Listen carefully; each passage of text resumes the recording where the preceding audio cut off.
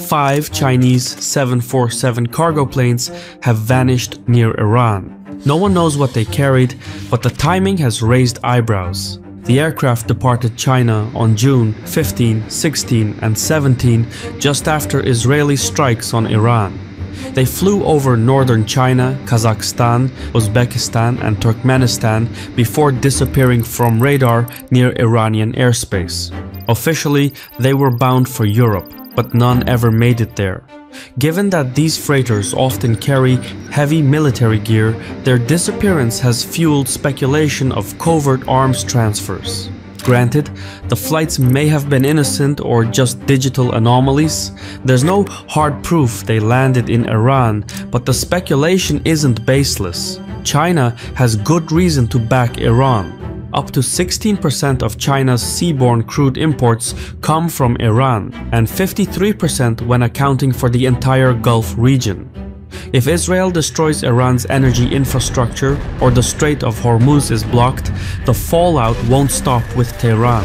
It could ripple all the way to Beijing. That's a cost China is unlikely to accept quietly. But there's an even bigger picture. If the war escalates and pulls in the United States, China gains exactly what it needs: strategic depth.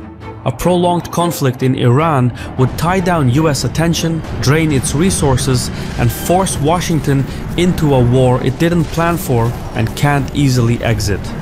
Every dollar America spends fighting Iran is one less dollar spent deterring China.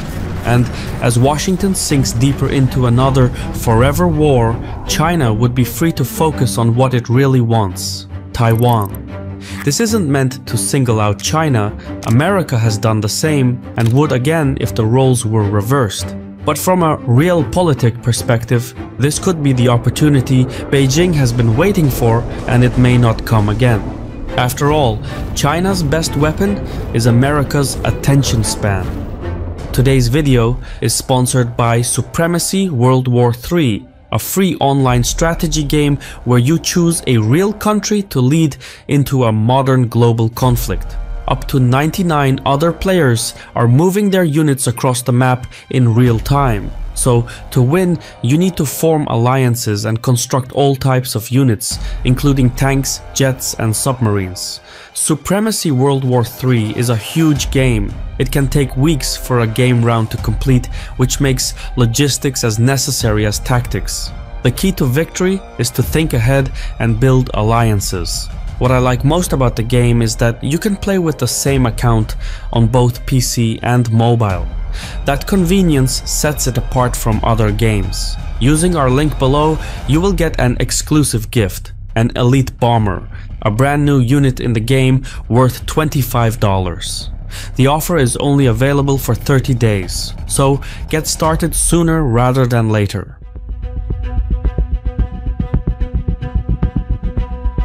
For most of its post-revolutionary history, Iran has struggled to find a reliable great power to lean on. For a time, that appeared to be Russia, but the truth is, Moscow was never a dependable partner. It promised Iran advanced air defense systems and combat aircraft, but delivered late or not at all.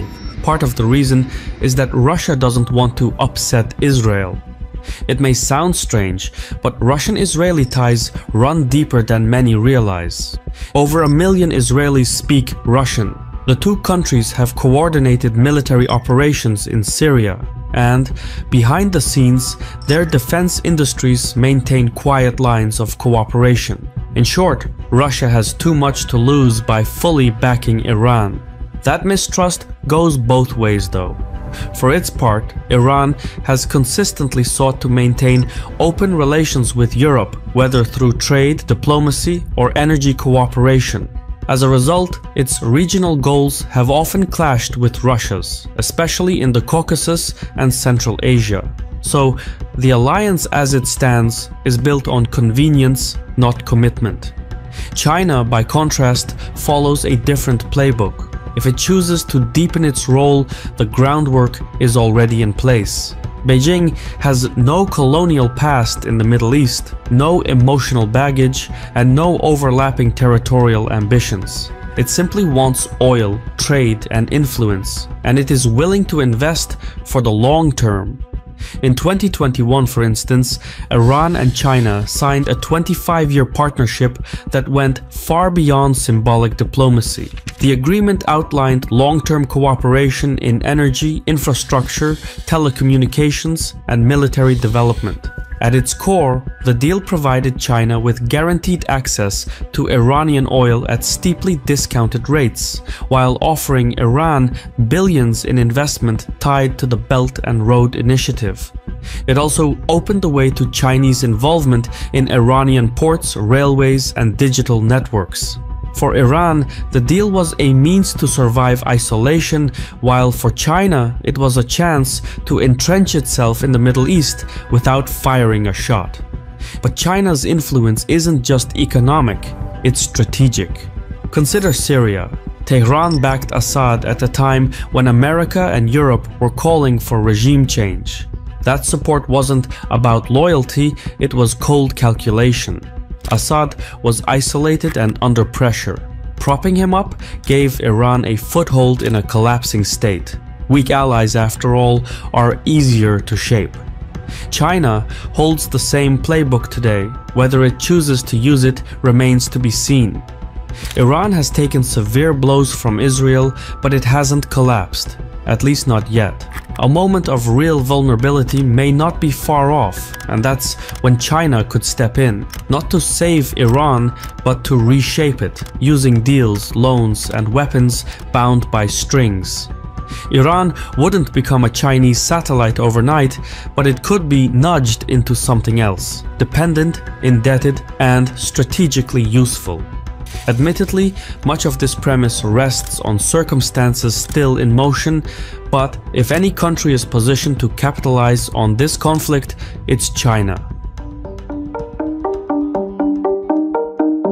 Every war invites new players. The longer the conflict between Israel and Iran drags on, the more likely it is that outside powers get pulled in. For China, that's both a risk and an opportunity. A short war leaves Beijing watching from the sidelines, but a prolonged one, especially one that draws in the United States, creates space for China to act.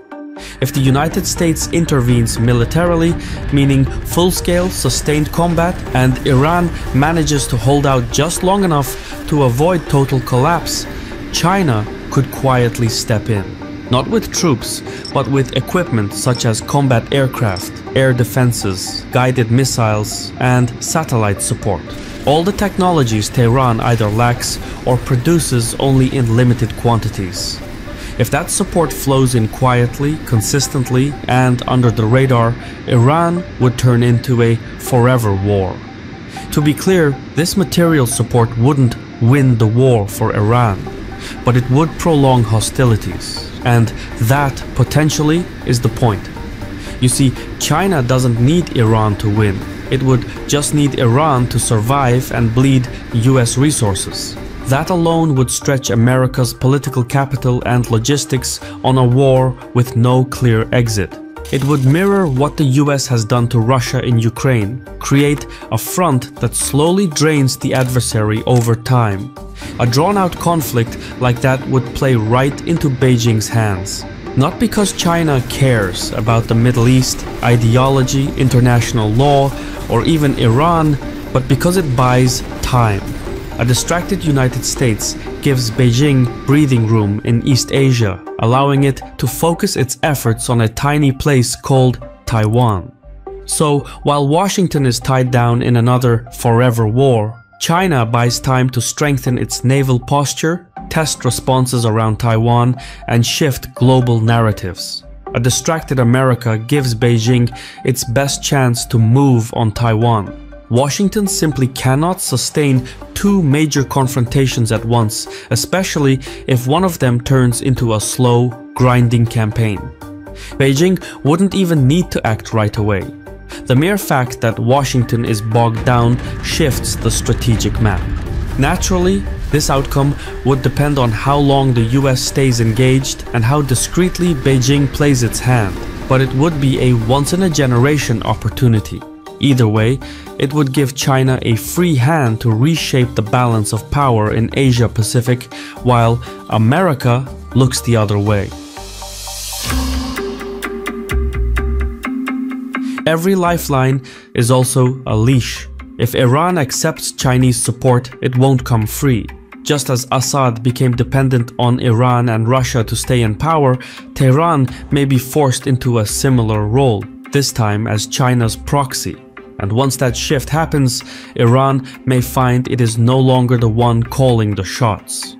Should Iran come to rely on Chinese weapons, financing, and diplomatic cover, Beijing will expect influence in return. Not total control, but enough to shape Tehran's decisions and pull the strings when it counts. That would place Iran in a difficult position. Foreign backing might help it survive the war, but it would come at the cost of strategic autonomy. The clearest example is the Strait of Hormuz. Iran's ability to threaten global oil shipments through the strait is one of its strongest deterrents. But if China becomes its patron, that option disappears. Around half of China's crude oil imports come from the Gulf region. It depends on those same oil flows through the Strait of Hormuz and wouldn't tolerate disruptions to its own energy security. In other words, Iran's greatest strength could become off-limits, not because it lacks the capability, but because it no longer has the authority to use it. That's the paradox of becoming a proxy. Survival comes at the cost of independence. The more Iran leans on China, the more it risks being treated the way Assad was treated by Iran and Russia, kept afloat but closely controlled. Decisions about war, trade, and foreign policy would increasingly run through Beijing. And for a revolutionary state that has long prided itself on sovereignty, that may be the hardest price of all.